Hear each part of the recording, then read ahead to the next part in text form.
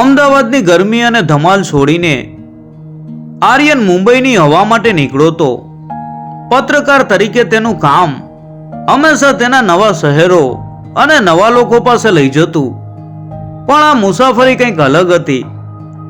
આ કોઈ કામ માટેની મુસાફરી નહોતી, પણ એક વચન નિભાવવા માટેની યાત્રા હતી. તેના પિતાના મિત્ર નરેશચંદ્ર, જે વર્ષોથી અજાણ્યા હતા, તેમણે એક કાગળ દ્વારા આર્યનને મુંબઈ બોલાવ્યો હતો.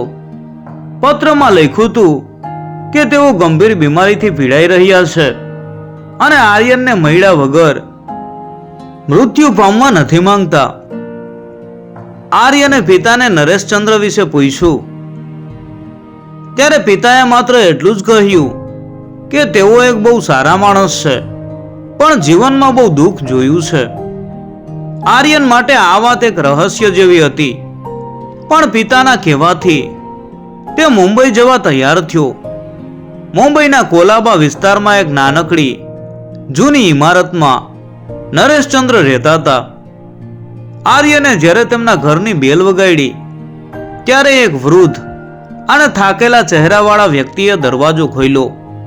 તે જ નરેશચંદ્ર હતા. તેઓ એટલા નબળા હતા કે માન ઊભા રહી શકતા હતા. આર્યનનું નામ સાંભળીને તેમની આંખોમાં ચમક આવી. તેમણે ધીમા અવાજે કહ્યું, આવી ગયો દીકરા, મને ખબર હતી કે તું જરૂર આવીશ. આર્યન તેમને સહારો આપીને અંદર લઈ ગયો. રૂમમાં સાદગી અને જૂનાપણું છવાયેલું હતું. નરેશચંદ્ર બેડ ઉપર બેઠા અને આર્યનને તેમની પાસે બેસવાનું કહ્યું. નરેશચંદ્રએ વાત શરૂ કરી. તારા પિતા સાથે મારી મિત્રતા વર્ષો જૂની છે, પણ એક ભૂલના કારણે અમે દૂર થઈ ગયા. મેં એક એવા વ્યક્તિ સાથે દગો કર્યો હતો જેને હું મારાથી પણ વધુ પ્રેમ કરતો હતો, અને હવે મૃત્યુ નજીક છે ત્યારે તે ભૂલનો પસ્તાવો મને સતાવી રહ્યો છે. આર્યને તેમને ધીરજ ધરતા કહ્યું કે કાકા, તમે ચિંતા ન કરો, હું તમારી સાથે છું. નરેશચંદ્રએ એક જૂની લાકડાની પેટી ખોલી. તેમાંથી એક જૂની તસવીર, એક નાની થેલી અને એક પત્ર કાઢ્યો. તસવીરમાં એક સુંદર સ્ત્રી હતી. તે સ્ત્રીએ નરેશચંદ્રનો હાથ પકડેલો હતો અને બંને હસતા હતા. થેલીમાં એક સુંદર નાની કલાકૃતિ હતી અને થોડા પૈસા હતા. નરેશચંદ્રએ તસવીર તરફ ઇશારો કરીને કહ્યું, આ દીપ્તિ છે, મારો પહેલો અને છેલ્લો પ્રેમ. મેં તેની સાથે અન્યાય કર્યો અને તેને છોડી દીધી. આ કલાકૃતિ અને આ પૈસા મારા જીવનની સૌથી કિંમતી વસ્તુઓ છે. આ મારી ભૂલનો પસ્તાવો છે. આર્યન, તું મને વચન આપ કે તું દીપ્તિને આ બધી વસ્તુઓ પહોંચાડીશ. આર્યન માટે આ બધું આશ્ચર્યજનક હતું. એક અજાણી સ્ત્રી, તેના પિતાના મિત્રનો ભૂતકાળનો પ્રેમ અને એક વચન જે તેને નિભાવવાનું હતું. નરેશચંદ્રએ પત્ર આર્યનના હાથમાં આપ્યો અને પુણેમાં દીપ્તિના સરનામા વિશે જણાવ્યું. થોડી જ વારમાં નરેશચંદ્રનો શ્વાસ ધીમો થવા લાગ્યો. મારું વચન યાદ રાખજે, આ તેમનો છેલ્લો શબ્દ હતો અને તેમણે શાંતિથી આંખો મીચી લીધી. આર્યન સ્તબ્ધ થઈ ગયો. એક અજાણ્યા શહેરમાં, એક અજાણી મુલાકાતમાં તે એક ભારે જવાબદારી સાથે એકલો રહી ગયો. નરેશચંદ્રના અંતિમ સંસ્કાર પછી આર્યને મનમાં એક નિશ્ચય કર્યો. તે હવે સીધો અમદાવાદ પાછો નહીં જાય. નરેશચંદ્રના આત્માની શાંતિ માટે અને પોતાના પિતાના મિત્રના વચનને માન આપીને તે પુણે જવાનો હતો. મુંબઈ છોડીને પુણેની સફર શરૂ થઈ. રસ્તામાં તેના મનમાં અનેક વિચારો ઘુમરાતા હતા. આ કલાકૃતિ અને પૈસાનું મહત્વ શું હશે? દીપ્તિ કોણ હશે? અને નરેશચંદ્રએ કયો અન્યાય કર્યો હશે? પુણે પહોંચીને આર્યને નરેશચંદ્રએ આપેલા સરનામા મુજબનું ઘર શોધવાનું શરૂ કર્યું.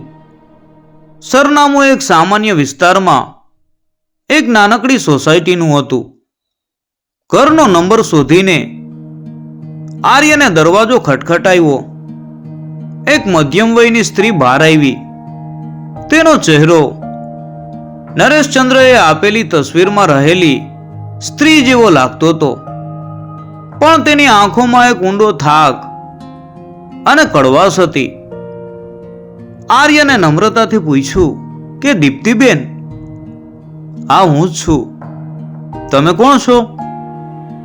દીપ્તિએ શંકાભરી નજરે પૂછ્યું. આર્યને પોતાનો પરિચય આપ્યો અને નરેશચંદ્રનો ઉલ્લેખ કર્યો. નરેશચંદ્રનું નામ સાંભળતા જ દીપ્તિનો ચહેરો ગુસ્સાથી લાલ થઈ ગયો. તે કડકાઈથી બોલી, નરેશચંદ્ર, હું કોઈ નરેશચંદ્રને ઓળખતી નથી.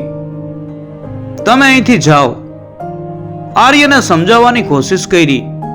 દીપ્તિબેન, હું તમારા માટે એક સંદેશ લઈને આવ્યો છું. નરેશચંદ્ર હવે આ દુનિયામાં નથી રહ્યા.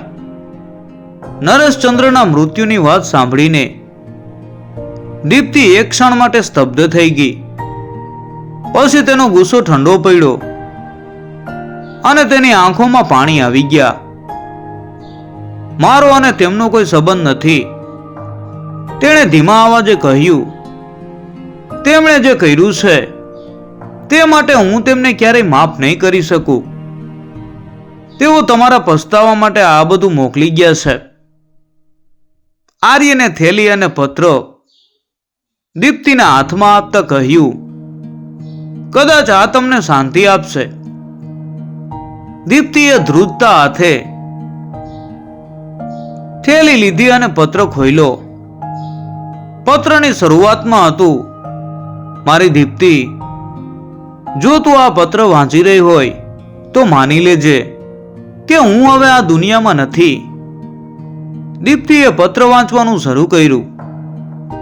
પત્રમાં નરેશચંદ્રએ તેમની ભૂલો અને પસ્તાવાનો ઉલ્લેખ કર્યો હતો. તેમણે લખ્યું હતું કે કેવી રીતે તેઓ કલાના શોખીન હતા અને દીપ્તિ પણ કલાકાર હતી. બંને એકબીજાના પ્રેમમાં હતા, પણ નરેશચંદ્રએ પૈસા અને સમાજની લાલચમાં દીપ્તિને છોડી દીધી હતી અને કોઈ બીજા સાથે લગ્ન કરી લીધા હતા. આ નિર્ણયે દીપ્તિનું જીવન બદલી નાખ્યું હતું. નરેશચંદ્રએ લખ્યું હતું કે તે વર્ષોથી પોતાની ભૂલનો પસ્તાવો કરી રહ્યા હતા અને દીપ્તિના ચહેરા ઉપરની ખુશી પાછી લાવવા માટે કંઈક કરવા માંગતા હતા. પત્રમાં એક ખાસ વાતનો ઉલ્લેખ હતો. નરેશચંદ્રએ જાણ્યું કે દીપ્તિનો એક પુત્ર છે અને તે પણ કલાકાર છે. તેમણે લખ્યું કે થેલીમાં રહેલી કલાકૃતિ અને પૈસા દીપ્તિના પુત્ર માટે છે, જેથી તે પોતાની કલાને આગળ વધારી શકે. આ ભેટ તેના પિતા તરફથી હતી. આ વાત વાંચીને દીપ્તિ આશ્ચર્યચકિત થઈ ગઈ. નરેશચંદ્ર તેના પુત્રના પિતા હતા. દીપ્તિએ પત્ર વાંચીને માથું ઊંચક્યું. તેની આંખોમાં આંસુ હતા, પણ હવે તે આંસુ ગુસ્સાના નહીં, પણ આશ્ચર્ય અને લાગણીના હતા. તેણે આર્યન સામે જોયું. આર્યને ધીમા અવાજે કહ્યું, આ નરેશચંદ્ર કાકા તમારા પુત્રના પિતા હતા. તેમને આ વાતનો પસ્તાવો હતો કે તેઓ તમારા અને તમારા પુત્રના જીવનમાં નહોતા. આ કલાકૃતિ અને પૈસા તમારા પુત્ર માટે છે, જેથી તે કલાને આગળ વધારી શકે. એટલામાં જ એક યુવાન રૂમમાં આવ્યો. તેના હાથમાં કલર અને બ્રશ હતા. તેનો ચહેરો નરેશચંદ્ર જેવો જ લાગતો હતો. દીપ્તિએ તેને બોલાવ્યો. નીલ, અહીંયા આવ. આ આર્યન છે. તે અમદાવાદથી આવ્યો છે અને આપણા માટે કંઈક લાવ્યો છે. નીલ આર્યનને જોઈને મૂંઝાયો. દીપ્તિએ તેને આખી વાત સમજાવી. જ્યારે નીલે જાણ્યું કે નરેશચંદ્ર તેના પિતા હતા, ત્યારે તે આઘાતમાં સરી પડ્યો. તે પોતાની માતાના ભૂતકાળથી અજાણ હતો. દીપ્તિએ તેને પત્ર વાંચવા આપ્યો. પત્ર વાંચતા નીલની આંખોમાં પણ પાણી આવી ગયા. તેણે વર્ષોથી એક પિતાની ગેરહાજરી અનુભવી હતી અને હવે અચાનક એક પત્ર દ્વારા તેને ખબર પડી કે તેના પિતા કોણ હતા અને તેઓ કલાકાર તરીકે તેના સપનાને ટેકો આપવા માંગતા હતા. આર્યને થેલીમાંથી કલાકૃતિ કાઢી. તે એક નાનકડું સુંદર ચિત્ર હતું જેમાં બે કલાકાર પ્રેમીઓ એકબીજાનો હાથ પકડીને સપના જોઈ રહ્યા હતા. આ ચિત્ર નરેશચંદ્રએ પોતે બનાવ્યું હતું. આ કલાકૃતિ જોઈને નીલની આંખોમાં ચમક આવી. તેને લાગ્યું કે તેના પિતા હજુ પણ તેની સાથે છે. દીપ્તિ અને નીલ આર્યન સાથે વાતચીત કરવા લાગ્યા. આર્યનની પ્રામાણિકતા અને તેના સ્વભાવે તેને પ્રભાવિત કર્યા. આર્યને પણ નીલ સાથે તરત જ મિત્રતા કેળવી લીધી. આર્યન પોતે પણ કલાનો શોખીન હતો અને તેણે નીલ સાથે ચિત્રકલા વિશે વાત કરી.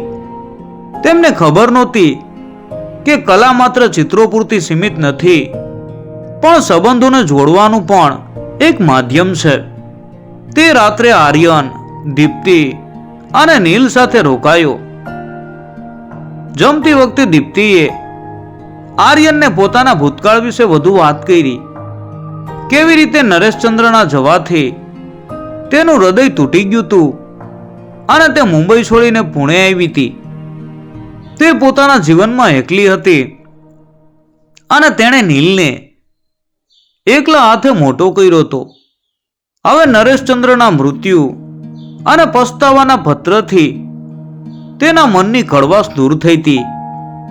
આર્યને દીપ્તિ અને નીલના જીવનમાં એક નવા સંબંધની શરૂઆત કરી. તેણે પોતાના પત્રકારના કામને બાજુ ઉપર મૂકીને પુણેમાં વધુ સમય રોકાવાનું નક્કી કર્યું. નીલ સાથે તેની મિત્રતા ખૂબ ગાઢ બની. તેઓ સાથે મળીને કલા પ્રદર્શનોમાં જતા, ચિત્રો બનાવતા અને એકબીજાના જીવનના અનુભવો શેર કરતા. નીલ માટે આર્યન માત્ર મિત્ર જ નહોતો, પણ એક મોટો ભાઈ અને માર્ગદર્શક પણ બની ગયો હતો. દીપ્તિ પણ આર્યનના સ્વભાવથી ખૂબ પ્રભાવિત થઈ. તેને લાગ્યું કે ભગવાને નરેશચંદ્રની ભૂલ સુધારવા માટે આર્યનને તેના જીવનમાં મોકલ્યો છે. આર્યને તેમને એકલાપણું ન અનુભવવા દીધું. તે રોજ સાંજે તેમની સાથે બેસતો, વાતો કરતો અને તેમને જીવનમાં આગળ વધવા માટે પ્રેરણા આપતો. એક દિવસ નીલે એક મોટું ચિત્ર બનાવ્યું. આ ચિત્રમાં એક વૃદ્ધ માણસનો ચહેરો હતો જે નરેશચંદ્ર જેવો જ લાગતો હતો અને તેની બાજુમાં એક યુવાન કલાકાર ઊભો હતો. આ ચિત્ર જોઈને દીપ્તિની આંખોમાં પાણી આવી ગયા. નીલે કહ્યું કે આ ચિત્ર તેના પિતા માટે છે. તે પોતાના પિતાને ક્યારેય મળ્યો નહોતો, પણ પત્ર દ્વારા તેણે તેમના વ્યક્તિત્વને જાણી લીધું હતું. આર્યને નીલને આ ચિત્ર એક પ્રદર્શનમાં મૂકવા માટે પ્રોત્સાહિત કર્યો. પ્રદર્શનમાં આ ચિત્રને બહુ સારો પ્રતિસાદ મળ્યો. લોકોએ નીલની કલાની પ્રશંસા કરી. નીલે આ સફળતાનો શ્રેય આર્યનને આપ્યો. નીલે ભાવુક થઈને કહ્યું કે આર્યન, તું ન હોત તો હું ક્યારેય આટલો આગળ વધી શક્યો ન હોત. આર્યને તેને ગળે લગાવીને કહ્યું, આ તારી પોતાની મહેનત છે નીલ. હું તો માત્ર એક માધ્યમ હતો. દીપ્તિએ બંનેને જોઈને વિચાર્યું કે આ બંને એકબીજાના પરિવાર બની ગયા છે. ભૂતકાળની કડવાશ હવે સંપૂર્ણપણે દૂર થઈ ગઈ હતી. નરેશચંદ્રના પત્રએ જે સંબંધોને તોડી નાખ્યા હતા, તે જ પત્રએ હવે એક નવા સંબંધનો પાયો નાખ્યો હતો. આર્યન ધીરે ધીરે દીપ્તિ અને નીલના પરિવારનો એક ભાગ બની ગયો હતો. તેણે અમદાવાદમાં પોતાના કામમાંથી રજા લીધી અને પુણેમાં રહેવા લાગ્યો.